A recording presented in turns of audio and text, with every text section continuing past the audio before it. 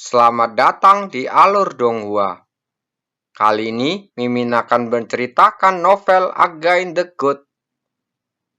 Sebelum melanjutkan, jangan lupa like, komen, share, dan subscribe ya, biar Mimin tambah semangat.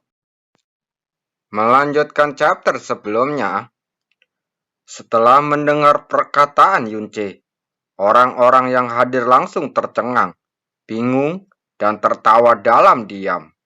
Dan berbagai ekspresi aneh lainnya. Dan ekspresi Meng Zhangzi, orang nomor satu di bawah dewa di kerajaan penenun mimpi, melampaui puluhan ribu orang, begitu gugup, sehingga tidak ada satupun penguasa istana mimpi yang pernah melihatnya sebelumnya. Tapi Meng Zhangzi adalah Meng Zhangzi. Setelah terperangah oleh kata-kata Yunce, yang benar-benar tak terduga, dia segera berdiri dan suaranya kembali ke nada yang lebih tenang.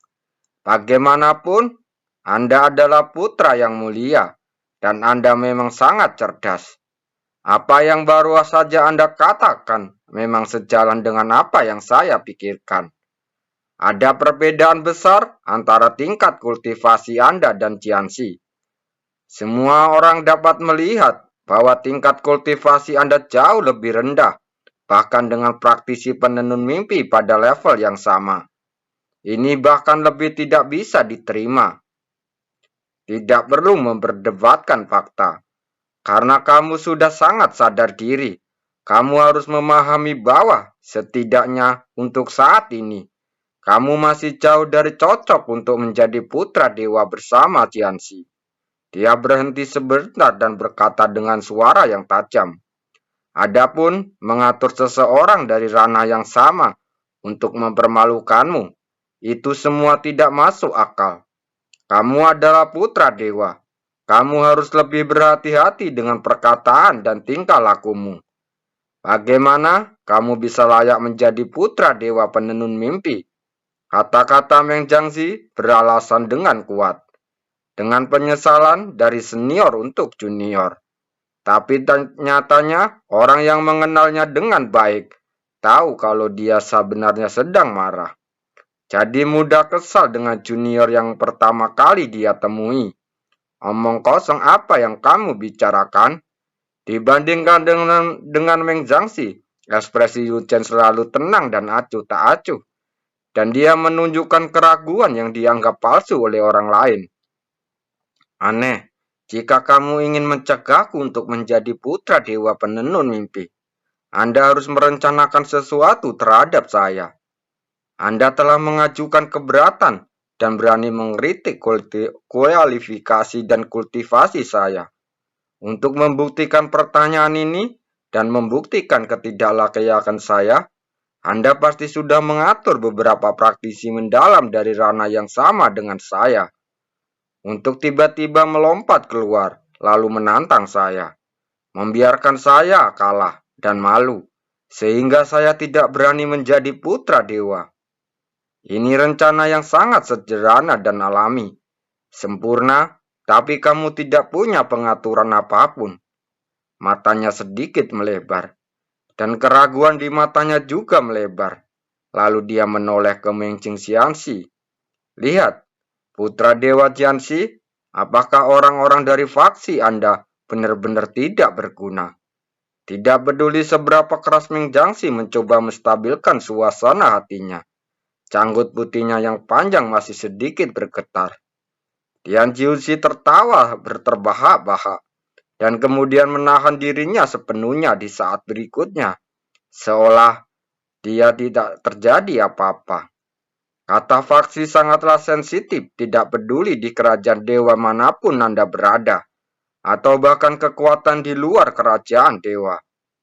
Meng Jianxi memiliki faksi yang terikat pada takdirnya, dipimpin oleh klan ibunya.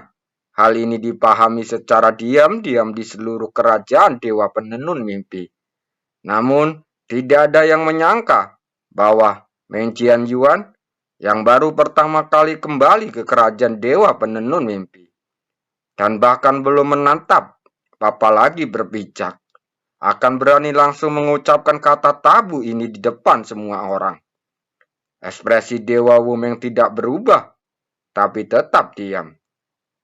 Dia hanya mengamati perkembangan situasi dengan tenang. Lagi pula, saat Yunce mencela, Huakaingi memiliki senyuman licik di wajahnya.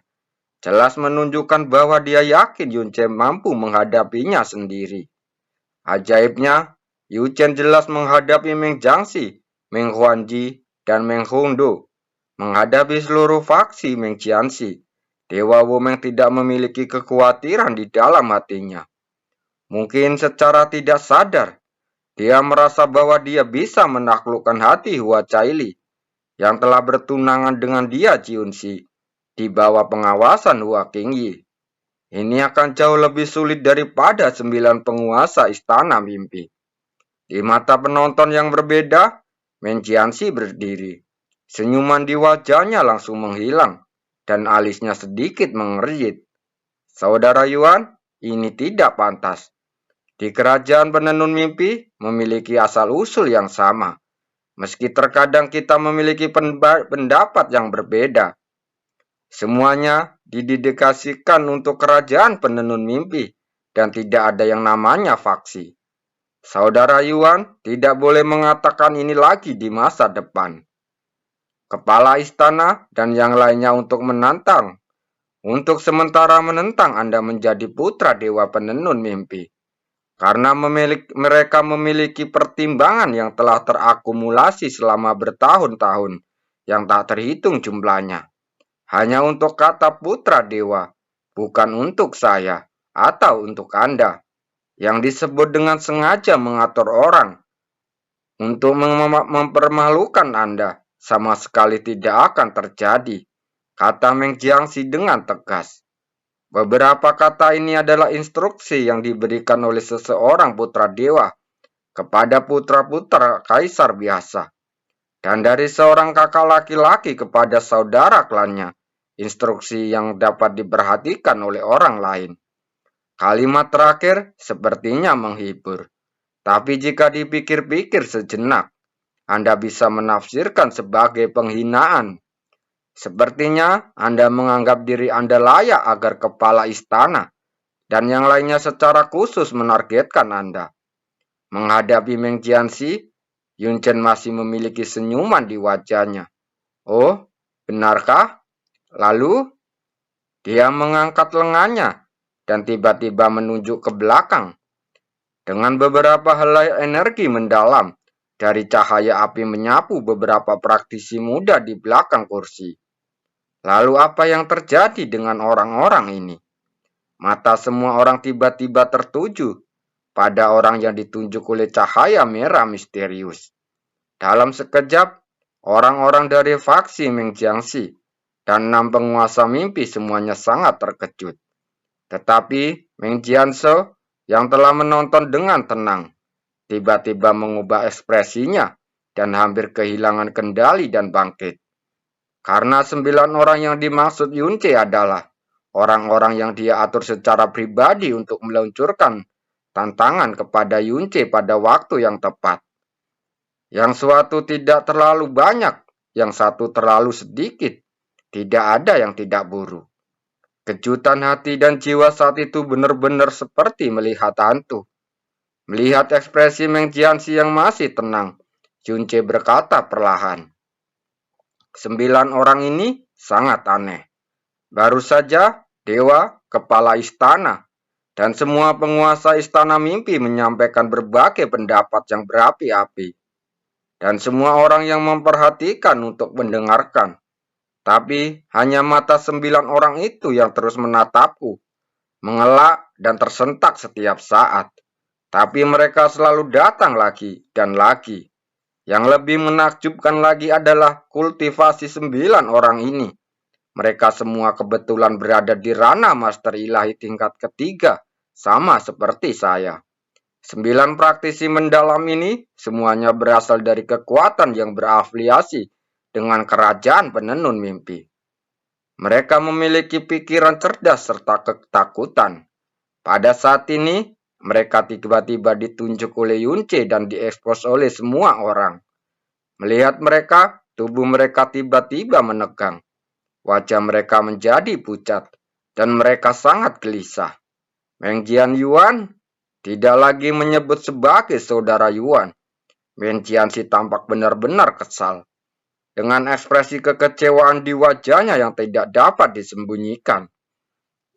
Kamu baru saja lolos dari bencana dan kembali ke penenun mimpi.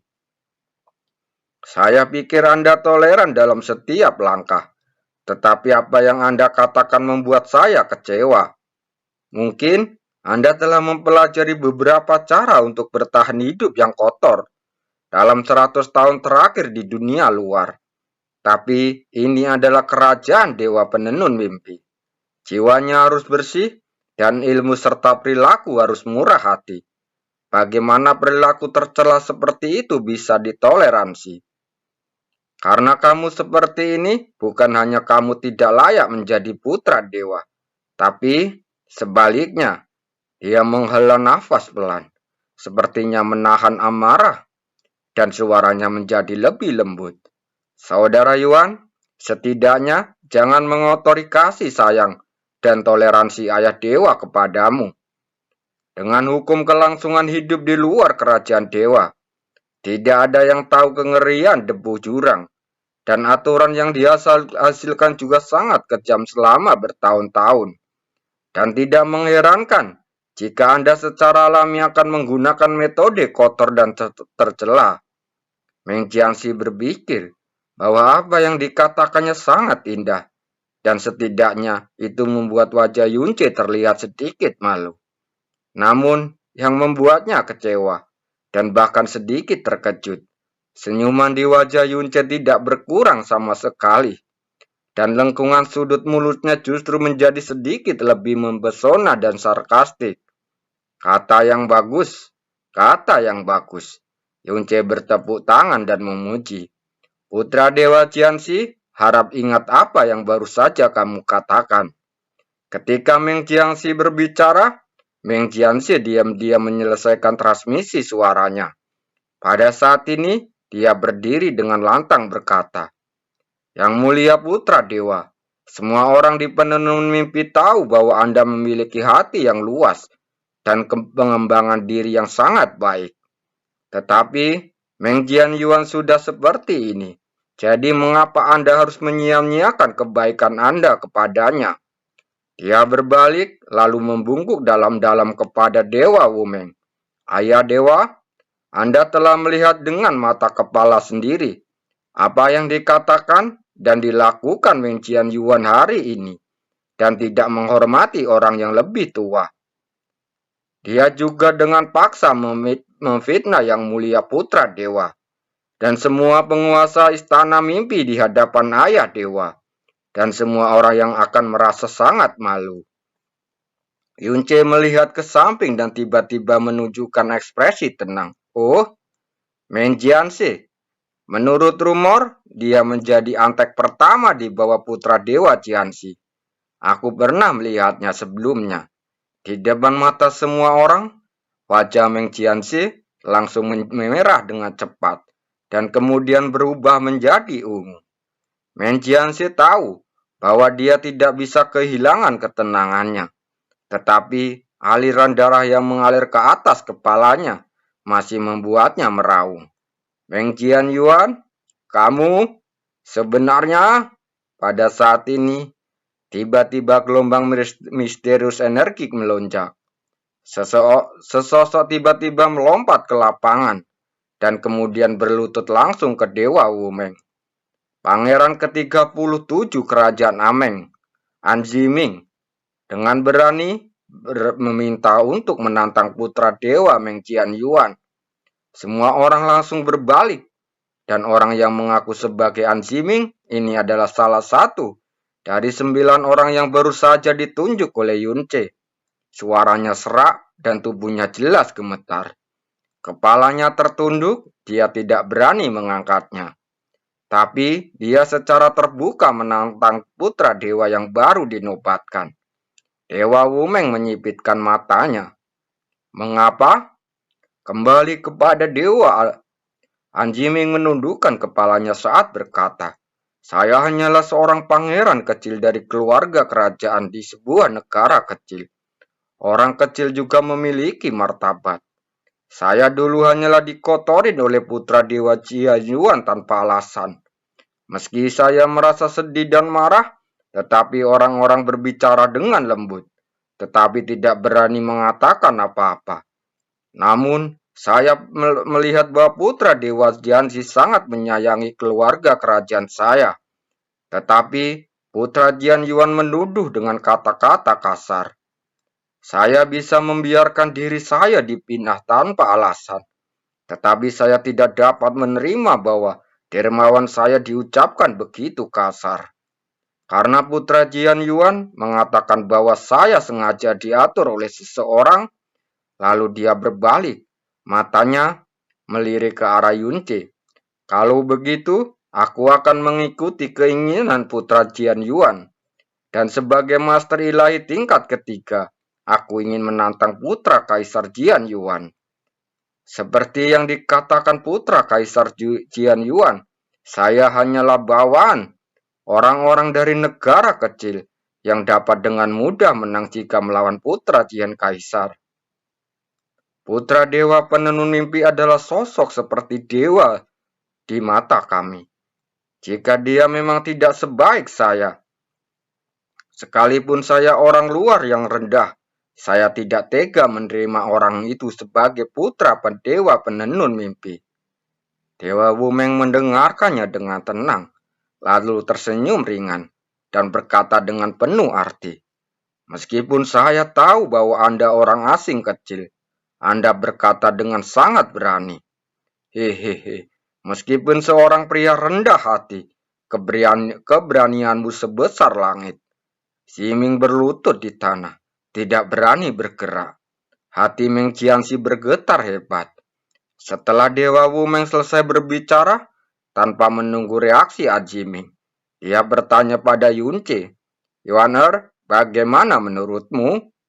Yunce mengangguk sedikit, mengambil 2 langkah ke depan, dan membawa ledakan energi misterius ke Ajiming. "Ajiming, benar? Bangun!" Ajiming tanpa sadar diangkat oleh kekuatan mendalam saat dia dalam keadaan linglung. Ya, pakaian dan aksesorisnya semuanya mewah, dan energi yang dalam itu murni. Sumber daya yang dia nikmati setiap hari, pastilah sumber daya tingkat tinggi. Dia tidak akan mengambil risiko sebesar itu demi ketenaran dan kekayaan. Yunce memandang Ajiming lagi, membisikkan kata-kata di mulutnya.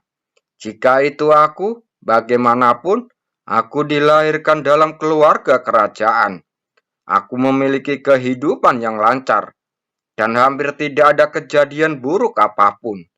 Jadi, aku tidak akan mengambil risiko yang berakibat fatal. Dalam hal ini, hanya ada satu kemungkinan." Mata Yunce setengah menyipit. "Ceritakan padaku, siapa di antara orang-orang yang kamu cintai yang disandra, atau seluruh keluarga kerajaan yang disandra?" Tubuh Zhang Miming tampak bergoyang, dan pupilnya menyusut sejenak. Dia menjadi tenang saat berkata, "Ancaman apa? Saya tidak mengerti apa yang dikatakan putra Kaisar Yuan." "Hahaha, apakah karena kamu tidak mengerti, atau karena kamu hanya tidak berani mengatakan?" Matanya tiba-tiba berbalik, dan suaranya mengguncang langit. "Meskipun aku telah hilang selama 100 tahun, tapi kasih sayang ayah Dewa Wumeng kepadaku masih sama seperti dulu. Sekalipun aku tahu bahwa aku akan ditentang dan ditekan, aku masih ditetapkan sebagai putra dewa. Dan ini saja sudah bisa menjadi cukup bukti. Jadi, hari ini, bahkan Baksi Meng Jianxi yang paling tidak menginginkanku menjadi putra dewa. Semuanya orang yang maju adalah figur setingkat penguasa Istana Mimpi. Karena dengan status penguasa Istana Mimpi, selama dia tidak terlalu bodoh, siapa yang berani menentang perintah Dewa Wumeng?" Dia dipukul dengan keras lagi. Alis Ming Jiangxi tenggelam, tetapi dia tidak punya waktu untuk menyela. Dan kamu? Mata Yunce kembali menatap An Jiming. Seorang pangeran kecil dari negara bawaan kecil. Kamu berani mengatakan kata-kata seperti itu di depan putra kaisar. Kepada orang yang akan dianugerahkan putra dewa oleh Dewa Wumeng. Cih, ini lebih dari sekedar kata berani.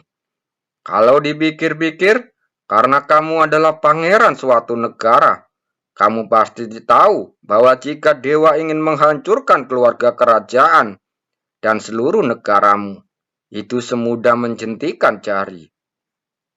Tapi kamu tetap melakukannya, maka kamu hanya bisa menderita karena paksaan yang harus kamu patuhi.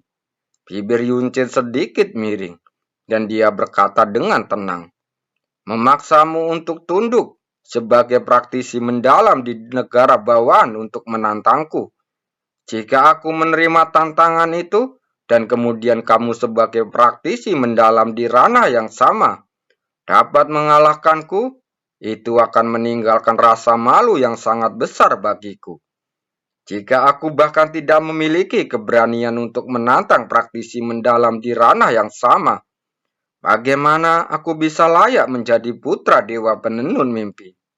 Yunce merentangkan tangannya dan menggelengkan kepalanya saat berkata, bahkan seekor babi betina pun dapat melihat taktik buruk itu dalam sekejap.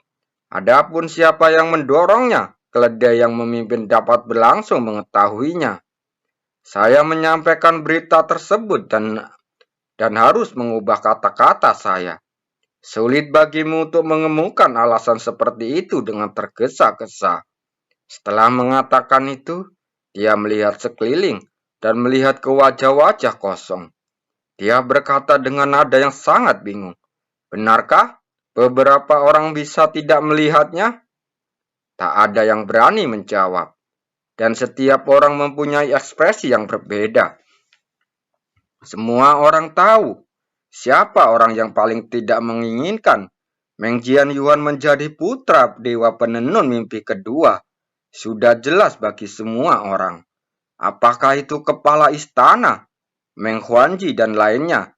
Mereka semua adalah anggota faksi Meng Jianxi dan semua orang mengetahui dengan baik.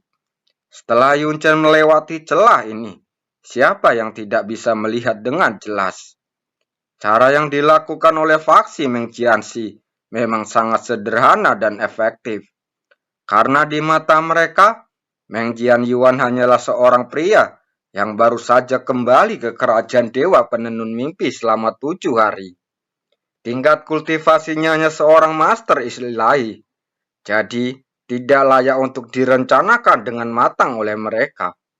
Segala jenis perkelahian, perhitungan, dan plot yang terang-terangan dan terselubung seringkali dilakukan di kerajaan dewa manapun dan oleh kekuatan apapun. Tetapi tidak ada yang menyangka bahwa Jian Yuan yang tampak biasa ini akan langsung merobek sepenuhnya depan semua orang. Apa yang dia robek bukan hanya rencana yang dia katakan, tapi juga wajah orang-orang berpangkat tinggi di kerajaan dewa penenun mimpi. Tidak ada keraguan, tidak ada belas kasihan, tidak ada ruang untuk berbelas kasihan. Meng Jianyuan, Meng Jiangxi langsung naik darah. Dia melotot dan berkata dengan marah, apa maksudmu putra dewa ini yang melakukannya? Tidak, tidak. Yunce dengan cepat menggelengkan kepalanya. Itu tidak menunjukkan aku sedang membicarakanmu. Sebelum melanjutkan, jangan lupa like, komen, share, dan subscribe ya, biar Mimin tambah semangat. Amarah Meng Jianxi tiba-tiba meledak. Meng Jianyuan, toleransi saya ada batasnya. Jika Anda melakukan ini lagi, putra dewa Jianxi, kata Yunci dengan tenang.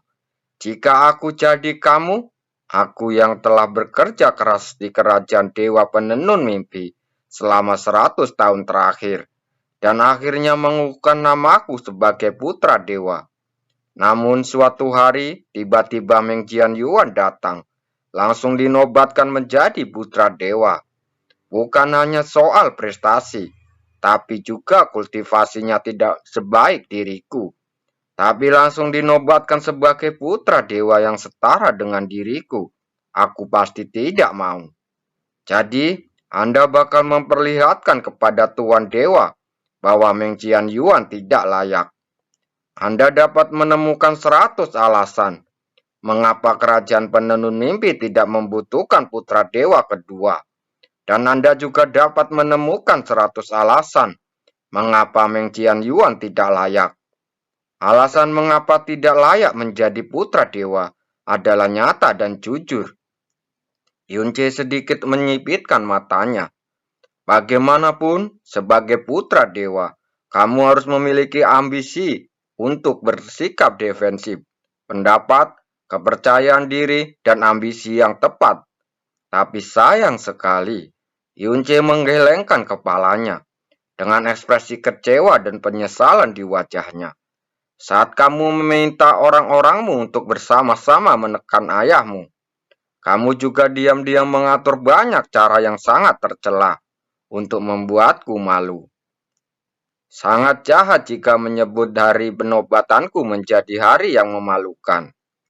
Tapi di saat yang sama, Anda berteriak bahwa kita bersatu dan tergantung satu sama lain.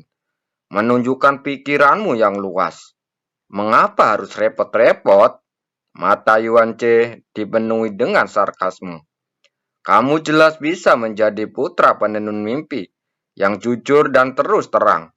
Tapi mengapa kamu menjadikan dirimu begitu munafik dan jahat? Oh, benar. Yunce tiba-tiba mendekat, dan rasa jijik di matanya seperti jarum baja yang menusuk mata Meng Jianxi. Tiba-tiba aku teringat pepatah buruk. Beberapa orang mungkin tidak bersalah, tetapi mereka terpaksa harus melakukannya. Jalang, kamu jelas-jelas curang. Tapi kamu masih ingin membangun citramu. Apakah putra Dewa Jianxi punya pendapat tentang ini? Detak jantung hampir semua orang yang hadir berhenti tiba-tiba. Kata-kata ini tidak hanya tidak sopan, tapi juga sama sekali tidak sopan. Wajah yang lengkap untuk penghinaan. Belum lagi peristiwa besar di mana para dewa dan penguasa istana mimpi hadir, dan di mana banyak orang yang memperhatikan. Siapa yang berani mengucapkan kata-kata vulgar dan keji seperti itu kepada putra dewa penenun mimpi? Sungguh tidak masuk akal. Sungguh tidak masuk akal. Meng Jianxi meraung. Pada saat ini, dia pasti memiliki alasan yang wajar untuk marah. Lalu dia menatap Yunce. Meng Jianyuan, tahukah kamu bahwa kamu telah menghina dan memfitnah? Sungguh kejahatan besar apa yang telah kamu lakukan kepada putra dewa penenun mimpi. Kejahatan? Yunce mencibir sebagai tanggapan. Jika putra dewa Jianxi tidak pernah melakukannya, saya memang akan menganggapnya sebagai penghinaan dan fitnah. Tetapi jika dia melakukannya, maka saya hanya mengatakan fakta yang sebenarnya. Jadi bagaimana bisa dianggap sebagai penghinaan dan fitnah? Kenapa Anda bersikeras bahwa ini adalah penghinaan? Bukankah itu berarti putra Dewa Jianxi menghina dirinya sendiri? Kamu bilang perkataan dan perbuatanku tidak konsisten, dan aku menggunakan cara-cara terselubung. Lalu mana buktinya? Tanpa bukti, semuanya anggapan kotormu, bahkan fitnah yang disengaja. Tahukah kamu, kalau bukan aku yang melakukannya, apa harus Anda sendiri? Yunce bahkan jika semuanya benar semuanya. Bahkan jika semua orang sepenuhnya mempercayai di bawah bimbingannya, kamu tidak akan pernah bisa memberikan bukti nyata. Bukti? Sederhana saja. Yunce menunjuk ke arah An Jiming yang telah berdiri di sana sepanjang waktu. Bagaimana kalau aku menggunakan mimpi jatuh padanya? Ekspresi Ming Jianxi tetap tidak berubah. Tetapi tepi pupilnya matanya berkedip-kedip. "Soyuan!" Yunce berseru dengan suara rendah. Segera, sosok Meng Soyuan muncul di belakangnya seperti hantu. Yunce menunjuk ke arah An Ximing, yang wajahnya gelap tidak menentu. "Masukkan dia ke dalam mimpi." Ya, Meng Soyu mematuhi perintah tanpa ragu-ragu, dan kemudian melepaskan kekuatan jiwanya, langsung menutupi An Ximing. "Berhenti!" Dengan teriakan keras, kekuatan jatuhnya mimpi Meng Soyuan benar-benar terhalang. Meng Huanji meletakkan tangannya, berkata dengan suara yang dalam, "Meng Jianyuan, kamu telah kehilangan ingatanmu. Kamu benar-benar lupa bahwa mimpi jatuh adalah kekuatan tabu dari kerajaan dewa penenun mimpi kita. Itu tidak dapat digunakan kecuali untuk hal-hal penting." "Tabu?" Hyunche tersenyum menghina. "Aku hanya mendengar bahwa tabu terbesar dari kekuatan mimpi yang jatuh adalah bahwa itu jika tidak boleh digunakan pada orang-orang dari klan yang sama dan berasal dari negara bawahan, dan dia tidak menggunakan Meng sebagai nama belakangnya. Dia tidak akan pernah dikaitkan dengan dua kata klan yang sama. Selain itu, langkah ini juga membuktikan bahwa putra Dewa Jianxi tidak bersalah. Kenapa? Apakah membuktikan kebenaran untuk putra Dewa Jianxi bukanlah masalah besar bagimu?" Wajah Meng Huanji sedikit menegang, dan dia berkata dengan tegas, "Begitu seorang jatuh ke dalam mimpi, itu sama dengan kehilangan segalanya. Tidak ada lagi rahasia dan martabat. Meskipun An Ximing bukan anggota kerajaan dewa, dia masih warga kerajaan dewa. Bagaimana mungkin kerajaan dewa penenun mimpi yang agung menginjak-injak martabat bawahannya yang tidak bersalah di hadapan semua orang, membiarkan semua jiwa di dunia menertawakannya dan membencinya? Oh, jadi maksudmu, di mata penguasa istana mimpi Huanji, martabat putra dewa Jianxi jauh lebih rendah daripada martabat warga negara bawahan." Hahaha. Yunce mengangkat kepalanya dan tertawa. "Putra Dewa Jianxi, apakah kamu mendengar itu? Untuk melindungi martabat seorang pangeran dari sebuah negara kecil, penguasa istana mimpi Huanji ini rela mengorbankan martabatmu. Hahaha." Meng Jianxi perlahan menggertakkan gigi. Merah di matanya menyebar dengan cepat. Suara Yunce tiba-tiba berhenti. Dia melihat ke arah An Ximing dan tiba-tiba menyadari sesuatu. "Oh Tuan Huanji, saya mengerti. Secara logika, tidak peduli betapa bodohnya penguasa istana mimpi, tidak bisa selucu Anda sekarang, kecuali..." Dia menunjuk ke arah An Ximing. "Orang yang mengaku sebagai An Ximing ini sebenarnya adalah anak tidak sah dari Tuan Istana Huanji. Kamu..." Mata Meng Huanxi melotot, dan darah di tubuhnya hampir seketika mengalir mundur. Dia Junsi menahan berulang kali, namun masih terus mengeluarkan suara tawa di sudut mulutnya. Yunce berkata dengan wajah yang jernih, "Jika bukan karena alasan ini, aku benar-benar tidak bisa memikirkan alasan lain. Bagi penguasa istana mimpi untuk menceritakan lelucon bodoh seperti itu. Soyuan, bagaimana menurutmu?" Meng Soyuan berkata dengan tenang, "Apa yang dikatakan Tuan Muda itu benar. Putra Kaisar Jiwan." Han Ximing tiba-tiba meraung, dan pada saat ini memecahkan debat antara Meng Jianxi dan Meng Huanji.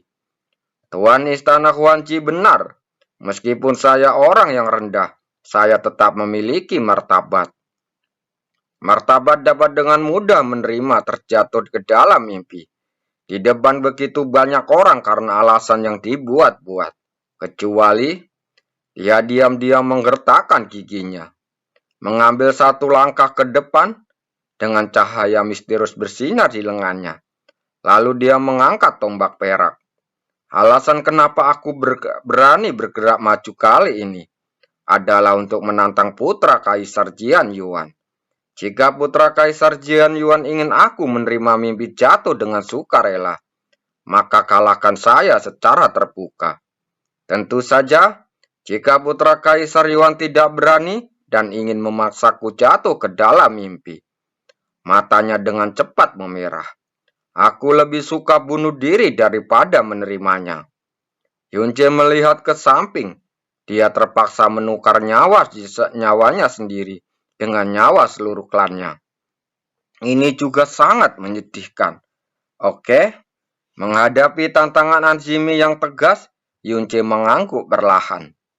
Kalau begitu, aku akan melakukan apa yang kamu inginkan. Melihat dia langsung setuju, nafas Anzimi jelas menjadi rileks. Tapi Ming Jiangxi, Ming Huanji, dan yang lainnya, yang awalnya terlihat sangat jelek, tiba-tiba memiliki ekspresi aneh di wajah mereka. Terutama Meng Jianxi yang begitu bersemangat hingga hampir berdiri. Meskipun orang-orang yang dia pilih di bawah perintah Meng Jianxi bukan anggota kerajaan penenun mimpi, kualifikasi mereka semua sangat unggul. Di antaranya, ketenangan pikiran adalah yang terpenting. Dia sepenuhnya yakin bahwa di antara semua kerajaan yang berafiliasi dengan kerajaan penenun mimpi, tidak ada seorang pun di ranah master ilahi tingkat ketiga yang bisa menjadi lawan An Ximing. Dan Ming Jian Yuan telah mengembara 100 tahun, tanpa pasokan sumber daya, tanpa dukungan fondasi, dan sama sekali tidak ada orang kuat yang untuk memperkuat fondasinya setelah terobosan. Dan keterampilan misterius yang dia kembangkan pastilah biasa. Mungkin bahkan tidak sebagus master ilahi tingkat ketiga biasa di tingkat biasa. Jadi bagaimana dia bisa dibandingkan dengan An Ximing? Tapi nada bicara Yunce tiba-tiba berubah. Tepat ketika semua orang mengira dia sedang mencoba membuat alasan, dia malah mengarahkan tangannya ke belakang An Ximing. Kamu telah mengatur 9 orang. Jika mereka maju demi satu, itu adalah waktu merepotkan. Jadi ayo maju bersama. Meski aku bukan putra dewa penenun mimpi, waktuku juga sangat berharga. Kata-kata ini tentu menyebabkan keributan. Meng Jihai langsung mencibir. Meng Jian Yuan, apakah kamu gila? Sementara semua orang terkejut atau tertawa, mata Dewa Wumeng bersinar terang. Dia tiba-tiba mengangkat tangannya dan mengikuti beberapa panggilan. Dengan teriakan yang tumba tindih, 8 praktisi master ilahi tingkat ketiga yang ditunjuk oleh Yunce secara bersamaan di bawah ke lapangan oleh kekuatan yang tak tertahankan, lalu berdiri berdampingan dengan An Ximing yang tertegun. Yuaner, Dewa Wumeng berkata dengan tenang, aku hanya akan bertanya padamu sekali. Apakah kamu yakin ingin bertarung dengan 9 orang sekaligus? Tentu saja, Yunce berbalik dan menjawab tanpa keraguan saat ini. Sebagai seorang pria, jadi harus menebati kata-katanya. Jika tidak, kamu tidak akan berbeda dengan orang-orang penipu dan jelek itu. Ming Jianxi jelas menggertakkan giginya. Oke, Dewa Wumeng mengangguk pelan. Kalian bersembilan akan menyerang bersama, dan kalian akan menggunakan kekuatan penuh. Jika kalian menang, kalian akan diberi hadiah tanpa hukuman. Tetapi jika kalian tidak berani menggunakan kekuatan penuh, kalian akan dihukum berat tanpa ragu-ragu. Kata-kata dewa penuh dengan ancaman. Itu juga membuat semua orang yang sudah terkejut semakin bingung. Aku akan mematuhi Tuan Dewa, An Ximing menjawab dengan keras. Dia sepertinya ingin mengakhiri semua ini sesegera mungkin. Tombak di tangannya sudah dipenuhi cahaya misterius dan menunjuk langsung ke arah Yunce. Putra Kaisar Yuan, tolong beri bimbingan. Saat kata-kata itu jatuh, cahaya misterius dari tombak telah berubah menjadi guntur, dan seluruh tubuhnya seperti guntur dan mengalir dari tanah, langsung menuju ke arah Yunce. Kekuatan yang dia keluarkan jelas merupakan puncak dari ranah master ilahi tingkat 3. tidak diragukan lagi adalah kekuatan penuh. Pada jarak yang sangat dekat, petir menyambar dengan seluruh kekuatannya dalam sekejap. Di mata semua orang, Yunce yang dalam kondisi longgar tidak bisa menghindarinya. Memang benar demikian. Setelah suara guntur yang keras membelah langit, suara guntur tiba-tiba berhenti. Yunce masih berdiri di tempat yang sama, tidak bergerak sedikit pun, dan bahkan ekspresi wajahnya tidak berubah sama sekali. Hanya tangan kanannya yang terangkat, dan ujung jari telunjuknya didorong ke depan. Dan tombak perak yang membawa kekuatan penuh Aziming sebenarnya tertancap di depan ujung jari Yunce. Bahkan petir di tombak pun menghilang. Anjimin langsung terdiam, seolah-olah membeku. Warna wajahnya dengan cepat memudar, dan pupil matanya melebar tajam, seolah-olah dia telah menghadapi kekuatan yang paling ekstrim di dunia. Apa yang terjadi? Apa yang terjadi? Meng Jiangxi berbisik dengan suara tergagap. Meng Jiangxi, Meng Huanji, Meng Jinghai, Meng Kongdu, dan bahkan semua penguasa istana mimpi, semuanya berdiri dari tempat duduknya, dengan ekspresi terkejut yang sama di wajah mereka. Tian Juzi yang selama ini selalu menjaga sikap menyaksikan kegembiraan, langsung menjadi terkejut. Sudut mulut Yunce bergerak sedikit, seolah dia sedang tersenyum, dan kemudian sosoknya tiba-tiba menghilang. Sosok Aziming yang terbang menjauh, dan tombak perak itu jatuh di tangan Yunce. Dia menginjakkan bayangan bulan yang pecah, dan 8 pasang mata yang ketakutan dan melebar. Bayangan es yang tampak nyata dan ilusi melewati hampir pada saat yang bersamaan. 8 bayangan tombak dan sebelum tubuh Ansiming mendarat di tanah, dan 8 praktisi mendalam lainnya telah terpental ke arah yang berbeda, menyebabkan teriakan dari seluruh arena. Sosok Yunce akhirnya berhenti, dan di belakangnya 8 bayangan senjata langsung bergabung bersama membentuk bayangan naga yang sangat indah. Lalu dia berbalik dan mengeluarkan senjatanya, segera menciptakan badai besar, menyedot ke 9 praktisi yang jatuh ke dalamnya, dan kemudian menggulingkannya ke depan. Bang, bang, bang. Suara hantaman tanah satu demi satu terdengar, dan juga sangat berdampak pada hati dan jiwa semua orang yang ketakutan tanpa henti. Mulut yang tak terhitung jumlahnya terbuka dengan lebar, dan bahkan penguasa istana impian pun tercengang dan kehilangan akal untuk waktu yang lama. Mata merah Meng Jiangxi langsung menghilang, digantikan oleh pupil melebar hingga hampir menutupi seluruh bola matanya. Tian Jiuxi sudah berdiri dan menatap Yunce dengan seksama. Menatap pria yang tingkat kultivasinya hanya di ranah master tingkat ketiga.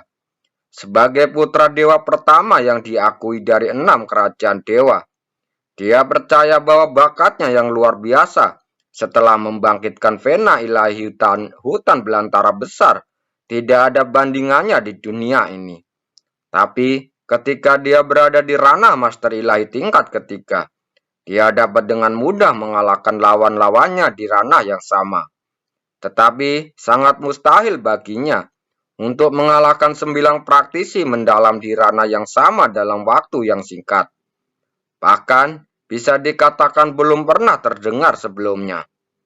Dada Dewa Wumeng naik turun tanpa jelas, dan cahaya aneh bersinar ke dalam pupilnya yang begitu kuat hingga membakar jiwanya. Kakak Fusen benar-benar tidak berbohong padaku. Ini lebih dari sekedar kejutan besar. Hahaha. Dewa Wumeng tertawa keras. Di depan semua orang, dia tertawa dengan lepas. Oke, bagus sekali. Seperti yang diharapkan dari Yuanerku. Meskipun dia telah mengembara selama 100 tahun dan belum menikmati sumber daya apapun di kerajaan dewa, tapi kualitasnya masih sangat luar biasa. Kualifikasi semacam ini lebih dari kata luar biasa. Kuman penguasa lembah Cengmeng, dan dengan cepat berhenti ketika dia menyadarinya. Dalam situasi seperti ini, begitu Anda memuji salah satu pihak, kemungkinan besar Anda akan terlibat dalam perselisihan antara faksi. Pilihan paling bijak adalah tetap diam. Tetapi pada saat ini, keseimbangan di hati orang-orang netral yang tidak pernah terlibat dalam faksi secara bertahap condong ke arah Meng Yuan. Dan sebelum upacara ini, tak ada yang mengira bahwa Meng Yuan yang baru kembali tidak memiliki kualifikasi bersanding dengan Meng Jianxi. Han Ziming berjatuh berlutut. Matanya kosong dan dia tidak berdiri untuk waktu yang lama. Dengan suara keras, tombak kesayangannya jatuh ke tanah di depannya. Suara berat Yunci terdengar di telinganya. Sepertinya kamu mengacaukan misimu. Konsekuensinya pastilah sangat tragis, sungguh menyedihkan. Sebelum kamu mengambil senjata ini lagi, pikirkan baik-baik siapa dirimu. Itu adalah orang yang menyakitimu. Kamu perlu berpikir jernih tentang siapa yang bisa menyelamatkanmu dalam situasi ini. Mata kosong Han Zimin sedikit bergetar, dan kemudian gemetarnya menjadi semakin intens. Tiba-tiba, dia menopang tubuh bagian atasnya dengan tangannya, berlutut di tanah, dan meraung sekuat tenaga. Ya Dewa, Putra Yuan, tolong selamatkan aku.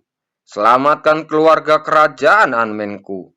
Tiba-tiba, ini raungan keras hampir merobek tenggorokannya, mengejutkan semua orang yang mendengarnya. Kulit Ming Jianxi tiba-tiba berubah. Dewa Wumeng menariknya melirik ke samping. Mula-mula menatap Yunci, lalu berkata dengan tenang, "Selamatkan kamu." Apa maksudnya itu? Han Ziming tiba-tiba mengangkat tangannya dan menunjuk langsung ke arah Meng Jianxi. Itu dia, itu putra Kaisar Jianxi. Dia mengambil ayah kaisarku dan saudara perempuan kaisar untuk mengancamku. Saya disuruh mengambil inisiatif memprovokasi dan menantang putra Kaisar Jian Yuan selama upacara penobatan hari ini. Dan kemudian mengalahkannya dengan cara yang paling memalukan. Sehingga dia tidak bisa lagi menghadapi. Diam, belum selesai, Han Ziming berkata. Meng Jianxi melompat dengan suara yang keras, dan wajahnya merah seperti hati babi. Han Ziming, kamu sangat berani. Kamu berani memfitnahku di hadapan ayah dewa. Pada titik ini, Han Ziming tidak punya jalan keluar, dan dia menatap langsung ke arah Meng Jianxi. Matanya tajam, dan setiap kata dipenuhi dengan kesedihan yang menggetarkan jiwa. Aku bersumpah demi hidupku sendiri, dan kemuliaan seumur hidup. Jika ada bahkan setengah kata-kata bohong, aku akan dibiarkan. Kamu berani memfitnah, kamu pantas dihukum mati. Seluruh wajah Meng Jianxi sehitam darah layu. Dia tiba-tiba terbang menuju arah Han Ziming. Telapak tangan terkepal seperti binatang buas yang tak terkendali. Bagi seorang putra dewa, bahkan jika dia membunuh pangeran dari sebuah negara kecil di depan umum, itu pasti bisa dimaklumi. Yunce yang paling dekat dengan Han Ziming mengelak lalu berdiri di depan Han Ziming. Namun, sebelum kekuatan Meng Jianxi bisa menyentuh Yunce, cahaya pedang muncul dari udara tipis di depannya. Meng Jianxi berteriak dan terbang kembali puluhan ribu kaki. Lebih cepat daripada saat dia bergegas keluar. Dia menghantam tanah dengan keras. Seluruh tubuhnya menggigil, dan dia tidak bisa lagi berdiri. Tidak ada yang melihat situasi tragis Meng Jianxi saat ini, karena mereka semua menatap ke langit dengan kaget. Karena orang yang mengambil tindakan ini adalah Hua Qingyi. Di antara orang-orang yang hadir, orang yang paling kecil kemungkinan untuk mengambil tindakan. Yunce segera berbalik dan membungkuk kepada Hua Qingyi. Terima kasih, Bibi, karena telah datang menyelamatkanku. Untuk sesaat, suasana langsung senyap dan hanya bisa mendengar cerita menyedihkan Meng Tianxi. Apa yang mereka dengar? Meng Tianyuan benar-benar memanggil pedang abadi Hua Qingyi dengan sebutan Bibi. Terima kasih.